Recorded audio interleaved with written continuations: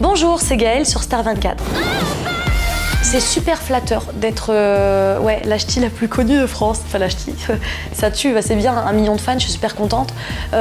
C'est flatteur mais ça fait peur parce que je m'y fais toujours pas en fait finalement. Donc c'est bizarre mais ça fait plaisir.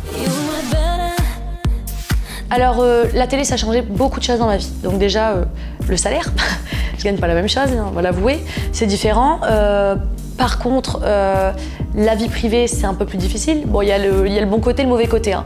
Il n'y a plus trop de vie privée. Donc, c'est-à-dire que les gens rentrent en permanence dans notre vie privée. Donc, c'est pas forcément évident, mais après, c'est pas méchant de leur part, c'est parce qu'ils nous aiment. Donc, on va pas non plus les détester pour ça. Donc, ça fait partie du jeu. C'est la rançon de la gloire.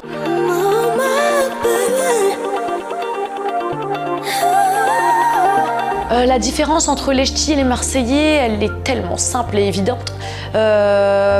Le naturel, l'authenticité, la simplicité, voilà. J'ai détesté la rencontre avec les Marseillais alors que je l'ai tellement attendu. Parce que je voulais absolument les rencontrer parce que je me disais, oh purée, c'est les poulains, ils sont derrière nous, on fait la même chose, on va s'éclater. Et en fait, je pense juste que je me suis trompée, mais non, je me suis pas forcément trompée parce qu'en fait, ce qui était difficile, c'est que quand même, on nous met en concurrence sur des épreuves. Donc à un moment donné, on n'est pas, c'est pas comme si on allait vivre ensemble des vacances, super, ça se serait passé autrement je pense. Mais c'est pas un bon souvenir pour moi, voilà. Mais sans rancune. Alors Kelly, c'est une longue histoire en fait, hein. C'est vrai que sa reconversion, elle la concerne, hein, qu'elle. J'ai envie de dire, en fait, je suis pas étonnée. Ça me paraît évident en fait, donc je me dis je suis pas étonnée parce que je sais un peu je connais un peu la personne qu'elle est, et puis j'ai envie de dire franchement, tant qu'elle fait son petit truc de son côté, moi elle m'embête pas, je ne l'embête pas, sans rancune aussi, je crois que c'est l'âge, je crois que ça va aider à me poser, et qu'elle fait son petit train de vie, voilà, elle fait ce qu'elle veut, avec ses fesses, avec tout ce qu'elle veut, avec tous ses atouts et voilà, et elle me laisse tranquille, je la laisse tranquille, y a pas de problème.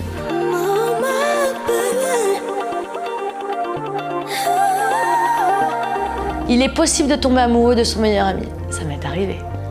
Ça m'est arrivé. Même si Jordan et moi, on se fréquentait vachement, on se rend compte qu'il y a des choses sur lesquelles on n'est pas du tout sur la même longueur d'onde, notamment déjà l'âge, l'envie d'évoluer, on est différents. Donc, Jordan, quand même, il avait 21 ans quand je me suis mise avec lui, moi j'avais 27, donc on avait déjà 6 ans, même 7 ans d'écart. Je suis assez exigeante, en fait, dans un couple, c'est vrai. Il me faut quelqu'un qui tienne le choc, parce que ouais, je lâche pas l'affaire. Et je suis une guerrière quand même.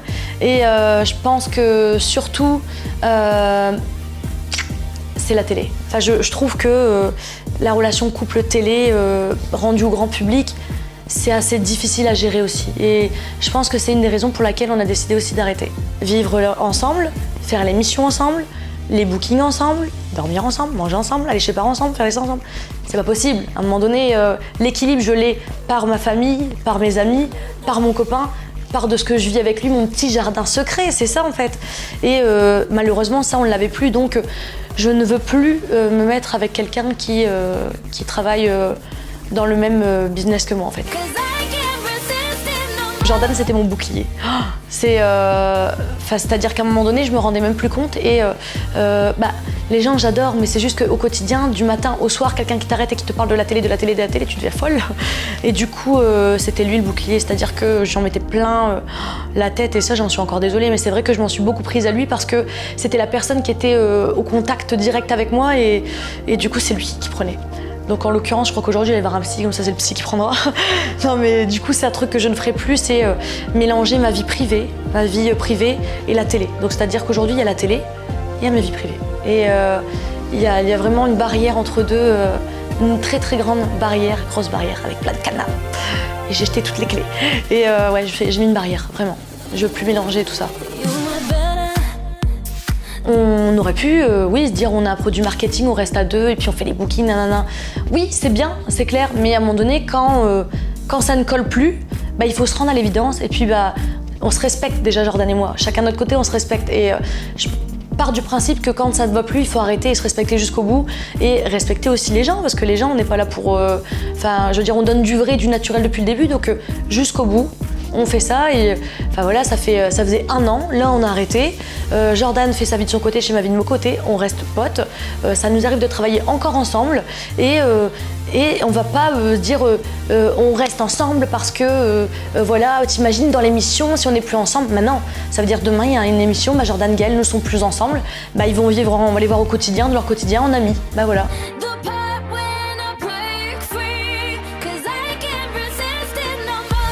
80% des personnes de télé-réalité se mettent ensemble et font semblant pour exister parce que c'est devenu une mode. Limite, tu sors de télé, oh, je veux avec lui, je veux avec lui. C'est limite pathétique. Moi, c'est pas dans mon intérêt d'essayer d'exister avec quelqu'un, sachant que j'existe toute seule, j'ai besoin de personne, ça je le sais. Et en plus, nous, on a à la différence d'autres personnes de télé-réalité, dans les ch'tis, c'est une série, c'est Friends, version les ch'tis quoi. Donc c'est-à-dire qu'on est là depuis 3 ans, c'est récurrent, c'est un truc de dingue. Je veux te dire, on n'est pas obligé de jouer un rôle pour être là, on est là depuis le début et on est encore là. C'est quoi l'intérêt de te mettre avec quelqu'un, d'exister? On existe déjà tout seul, ce qui fait qu'on est vraiment encore ici tous aujourd'hui, au moins 5, on a un petit noyau vraiment élément fort, phare du programme. On est encore à 5, c'est qu'on a quelque chose, sinon d'où l'intérêt de nous garder. Alors, si on me proposait 100 000 € pour participer aux Anges, c'est très bien, hein, mais je pense pas que les Anges, ça corresponde à ce que je suis, en fait, clairement. Et je veux pas qu'on me donne des directives, en fait, moi. Si je suis bien dans les ch'tis, c'est parce qu'on me dit « vis ta vie ». Fais ce que t'as à faire, vis. Tu vis, en fait. Et il y a personne qui vient me voir « fais ci, fais ça hein. ». Jamais. Hein. Parce que, voilà, on me prend pour ce que je suis et je donne ce que je veux donner. Et les gens, s'ils m'aiment bien, c'est pour ce que je suis.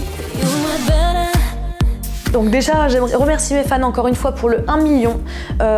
C'est un truc de malade mental.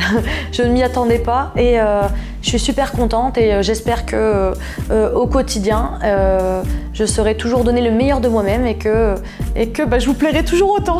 Et que peut-être on fera 2 millions un jour, je sais pas. Mais en tout cas, je vous remercie de suivre mon actualité et d'être fidèle depuis 3 ans maintenant. Et je ne changerai pas. Je resterai toujours moi-même et je pense que c'est ce qui fera une éternelle complicité entre nous. Voilà.